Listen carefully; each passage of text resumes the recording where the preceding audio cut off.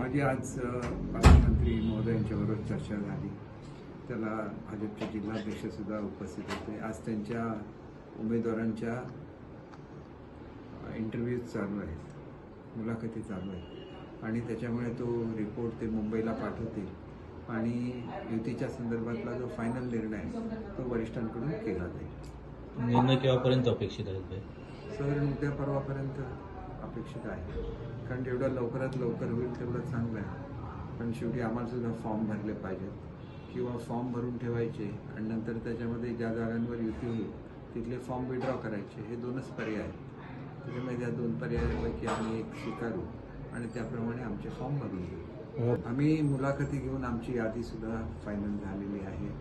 यादी करतानाच आम्ही सर्व उमेदवारांना सांगितलेलं आहे की युती झाली तर तुमच्यापैकी कोणालाही आपला उमेदवारी अर्ज मागे घ्यायला लागेल आणि त्याच्यामुळे सर्वांनी ही गोष्ट मान्य केलेली आहे. त्याच्यामुळे युतीच्या दृष्टीने आम्ही अतिशय पॉझिटिव्ह आहोत आणि आम्ही तसे पॉझिटिव्ह स्टेप घेतलेले आहेत. तुम्हाला आजही अपेक्षा आहे का युती होईल?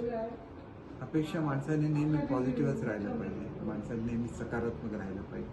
त्याच्यामुळे युती होईल अशीच आम्ही अपेक्षा करतो. शेवटी असं आहे की प्रत्येक पक्षाने हा घ्यायचा निर्णय आणि ते पक्ष काय निर्णय घेतात त्याच्यावर मी फारसं बोलणं योग्य ठरणार नाही.